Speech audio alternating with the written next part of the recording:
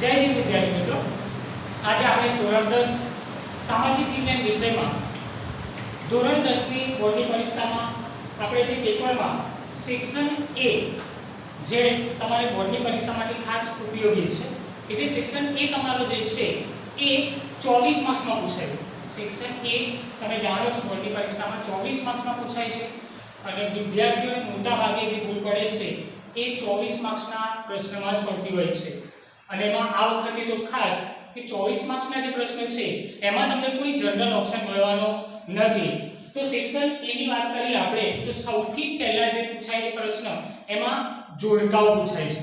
Section A માં સૌથી પહેલા જે પ્રશ્ન પૂછાય એમાં જોડકાઓ પૂછાય છે. મેં તમને ચર્ચા કરી હતી પહેલા કે જોડકામાં તમારે જે મેળાઓ વિશે માહિતી આપેલી છે એ મેળાઓ વિશે તમારે ટોટલી માહિતી મેળવવાની છે. હવે ખાસ જે આઈએમપી કહી કે જે બોર્ડની પરીક્ષામાં ખાસ એટલે કે વારંવાર જે પૂછાતા હોય છે એ મેળાઓ વિશે જોડકા અહીંયા આપેલા છે, તમે જોઈ શકો છો. સાથે સાથે તમે નોટબુક પણ રાખજો અને આ જે બોર્ડ પર લખેલ છે તમે જોઈ શકો છો એ તમે જોડકા તમારી નોટબુકમાં પણ તમે લખતા રહેજો. જોઈએ સૌથી પહેલા શરૂઆત કરીએ આપણે વિભાગ A. વિભાગ A ની વાત કરીએ. અહીંયા નામ આપેલા છે, સામે મેળાઓ આપેલા છે. અંબાજી, ગિરનાર, ધોળકા અને આહવા. એમાં મેળાઓ આપેલા છે ડાંગ દરબાર, ગોખાનો મેળો, ભાદરવી પૂનમનો મેળો, તરણેતરનો મેળો, ભવનાથનો મેળો. સૌથી પહેલા શું છે કે અંબાજી. તો અંબાજીમાં કયો મેળો ભરાય છે? તમારામાંથી વિદ્યાર્થીઓ જાણતા હશે અંબાજીમાં કયો મેળો ભરાય છે.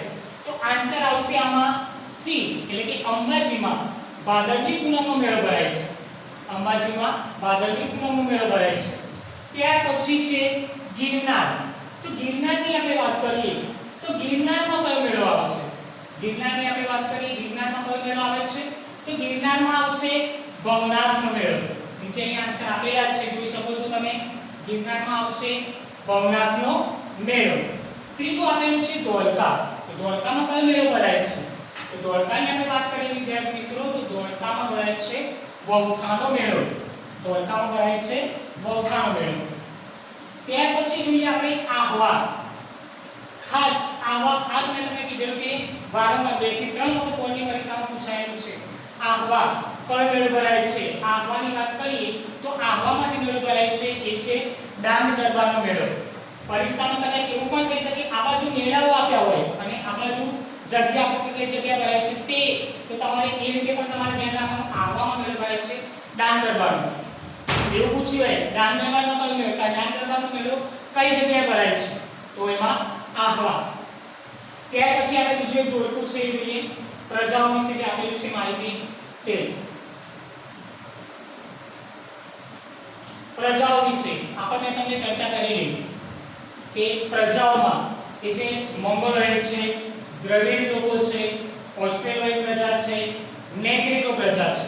આ બધા પ્રજાઓની વાત કરીએ તો અમુક પ્રજા જે છે એને બીજા કયા નામે ઓળખવામાં આવે છે, પ્રજા ક્યાંના નિવાસી છે એના વિશે જોડકામાં પૂછાતું હોય છે. તો સૌથી પહેલા આપણે જોઈએ કે મોંગોલોઇડ પ્રજા છે. એના પછી આપેલું છે દ્રવિડ.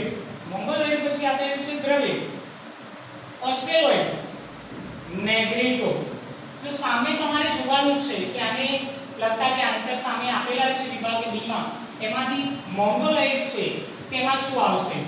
મોંગોલોઇડમાં તો મોંગોલોઇડની વાત કરીએ તો મોંગોલોઇડ પ્રજા જે છે એમાં શું આવશે? કિરાત આવશે. મોંગોલોઇડમાં શું આવશે? કિરાત. ત્યાર પછી દ્રવિડ પ્રજા વિશે માહિતી આપેલી છે કે દ્રવિડ પ્રજા જે છે તો દ્રવિડ પ્રજાની આપણે વાત કરીએ તો દ્રવિડ પ્રજા જે છે એ ભારતના પ્રાચીન નિવાસીઓ હતા. તો આન્સર શું થશે? ભારતના મૂળ વતનીઓ છે. દ્રવિડો જે છે મુખ્ય ભારતના નિવાસી, એટલે આન્સર શું થશે? ભારતના મૂળ વતનીઓ છે. ત્યાર પછી ઓસ્ટ્રેલોઇડ પ્રજા. ઓસ્ટ્રેલોઇડ પ્રજા આન્સર આપેલો છે. ઓસ્ટ્રેલોઇડ પ્રજા આપણે કઈ પ્રજા તરીકે ઓળખીએ તો ઓસ્ટ્રેલોઇડ પ્રજાને નિષાદ તરીકે ઓળખવામાં આવે છે. ઓસ્ટ્રેલોઇડને આપણે નિષાદ તરીકે ઓળખવામાં આવે છે. ત્યાર પછી નેગ્રીટો પ્રજા વિશે કીધેલું છે.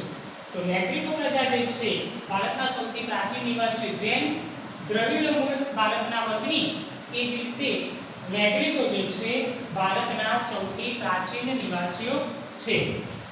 આ જોડકું પણ તમારી નોટબુકમાં લખવાનું છે. આ બધા જ જે જોડકાઓ કરાઈ રહ્યું છું એ બધા જ જોડકા તમારે બોર્ડની પરીક્ષા માટે ખાસ ઉપયોગી છે. ફરીથી એક વખત આન્સર બોલી દઉં છું. મોંગોલોઇડ પ્રજા, મોંગોલોઇડ પ્રજામાં આવશે કિરાત. ત્યાર પછી દ્રવિડ, દ્રવિડમાં આવશે ભારતના મૂળ વતનીઓ. ઓસ્ટ્રેલોઇડ, ઓસ્ટ્રેલોઇડમાં આવશે નિષાદ. ત્યાર પછી નેગ્રીટો, નેગ્રીટોમાં આવશે ભારતના સૌથી પ્રાચીન નિવાસીઓ છે. હવે આગળનું જોડકું આપણે જોઈએ.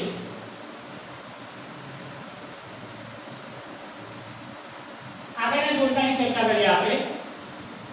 અહીંયા પણ આપણે મેળાઓ વિશે, એટલે કે જે ડેટામેટિક મેળાઓ છે, સાંસ્કૃતિક વારસાના સ્થળો છે, ગુજરાતના સાંસ્કૃતિક વારસાના સ્થળો છે, એના નામ પણ તમને જે ચોપડીમાં કોષ્ટક વાઇઝ આપેલા છે.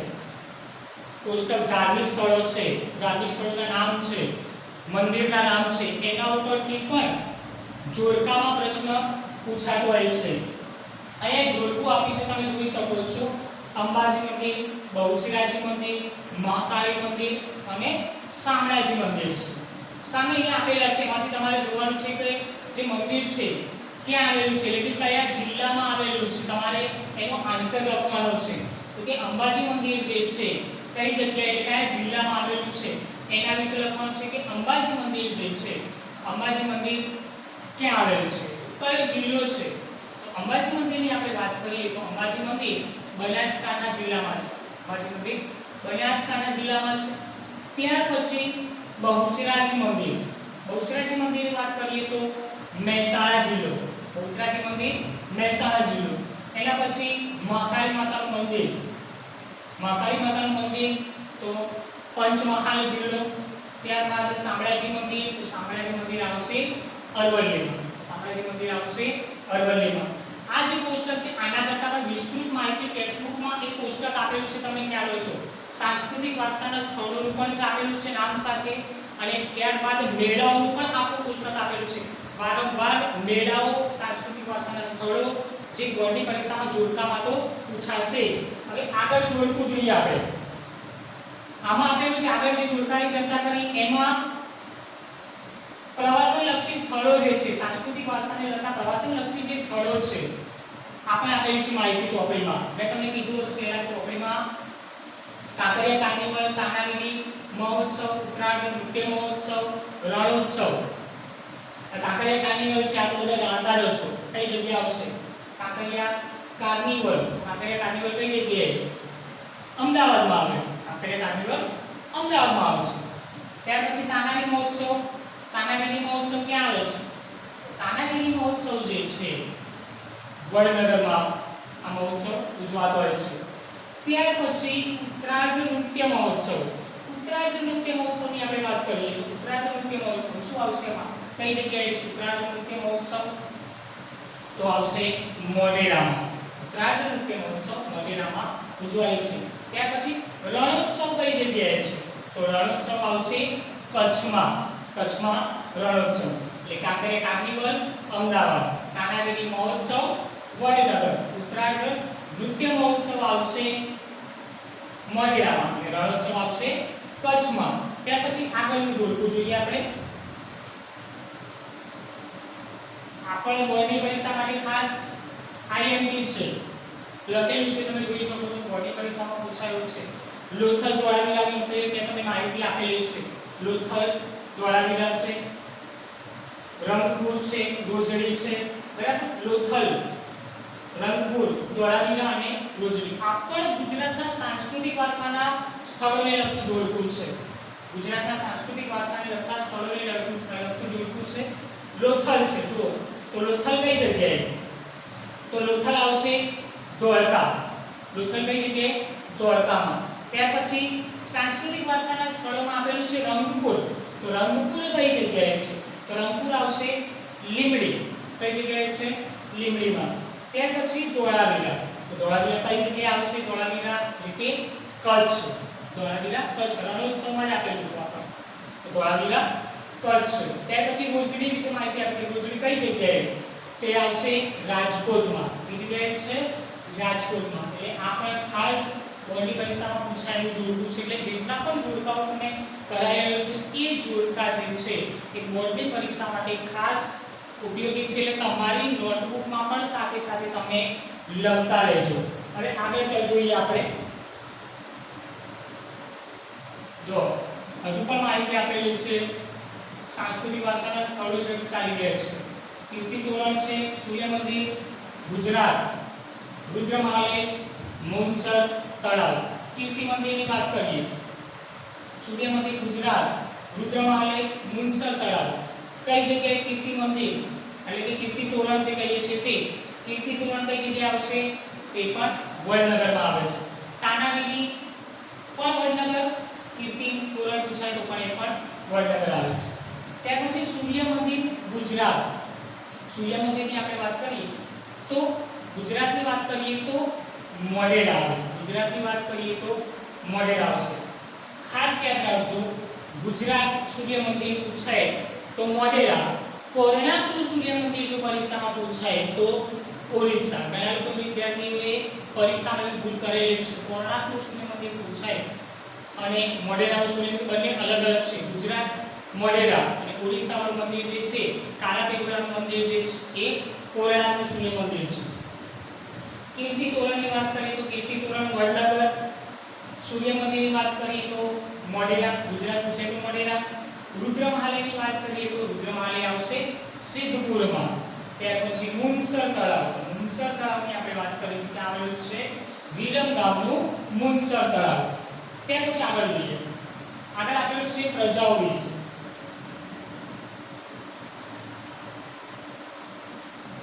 સાથે સાથે તમારી નોટબુકમાં પણ લખતા રહેજો. પ્રજાઓ વિશે અક્ષી પ્રજા, નિષાદ, દ્રવિડ લોકો, મોંગોલોઇડ પ્રજા વિશે.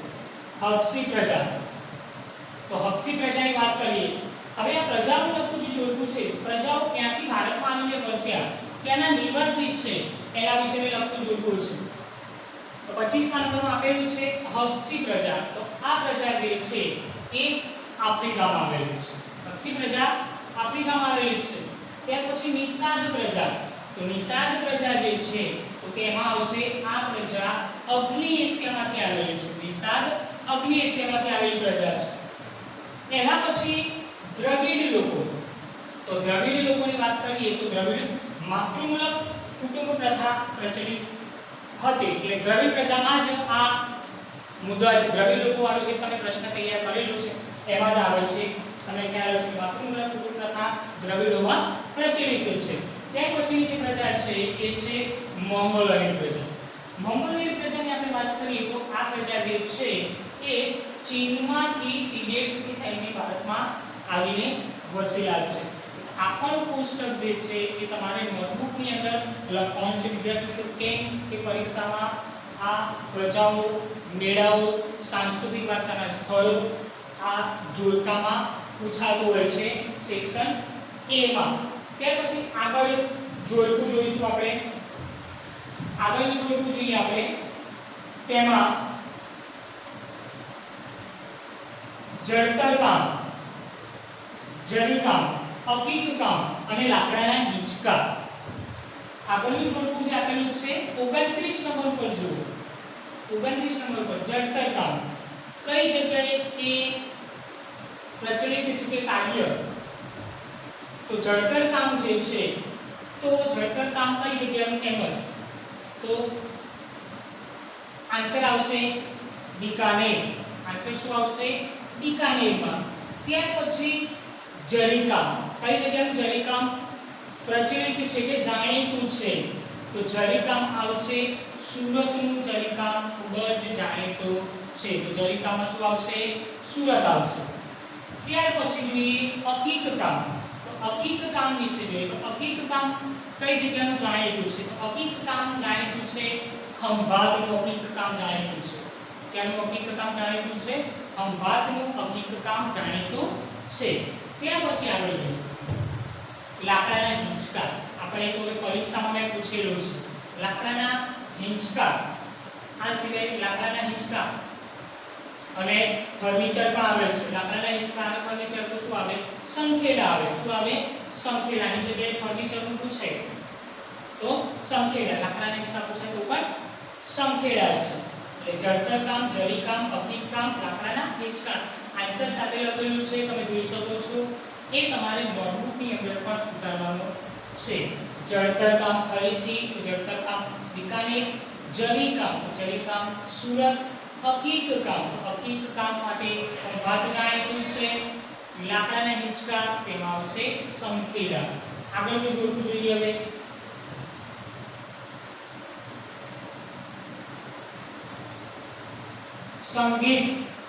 સંગીત કલાને લગતો પ્રશ્ન આખો જોડકામાં મૂકેલો છે. સંગીત કલાને લગતો આખો જે પ્રશ્ન જે છે એ આખો સંગીત કલાવાળો આખો પ્રશ્ન જોડકામાં મૂકેલો છે. એ સંગીતને લગતા જે ગ્રંથો છે એ ગ્રંથો વિશે માહિતી આપેલી છે કે ગ્રંથના રચયિતા કે કોણે એ ગ્રંથ રચ્યો છે એ નામ આપેલા છે. તો સંગીત મકરંદ છે, રત્નાકર છે, સંગીત પારિજાત છે. આ જે ગ્રંથકાર જે છે એ ગ્રંથકાર વિશે મોટાભાગે વિદ્યાર્થીઓની પરીક્ષામાં આ ગ્રંથકારો વિશે માહિતી નથી. કે સંગીત મકરંદ છે તેની રચના કોણે કરેલી છે, ખાસ મળી કરજો કે પૂછાય પરીક્ષામાં. સંગીત મકરંદ, તો સંગીત મકરંદમાં શું આવશે? તો સંગીત મકરંદમાં આવશે પંડિત નારદ.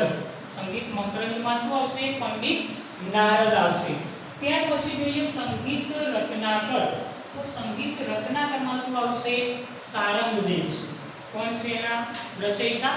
પંડિત સારંગદેવ. ત્યાર પછી જોઈએ 35 નંબરનું જોડકું છે તે સંગીત પારિજાતની રચના કોણે કરેલી છે. પારિજાતની રચના કોણે કરેલી છે? સંગીત પારિજાતમાં આવશે પંડિત અહોબલે. કોણ આવશે? પંડિત અહોબલે આવશે. ત્યાર પછી નૃત્ય કલાના આદિદેવ કોણ છે? આ બધા જ વિદ્યાર્થીઓને આનો આન્સર આવશે. ભગવાન શિવ, નટરાજ છે. નૃત્ય કલાના આદિદેવ કોણ? ભગવાન શિવ, નટરાજ. એટલે કે 36 માં આન્સર શું આવશે? બી, ભગવાન શિવ, નટરાજ આવશે. ત્યાર પછી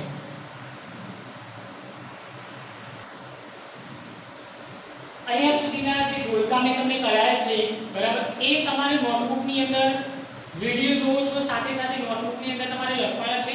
આગળ પણ કેટલાક જોડકાઓ આપેલા છે જેની ચર્ચા આપણે હવે પછીના લેક્ચરમાં કરીશું. એટલે અહીંયા સુધી મેં તમને જેટલા પણ જોડકા કરાયા એ તમામ જોડકાઓ તમારે નોટબુકમાં લખવાના છે અને તૈયાર કરવાના છે.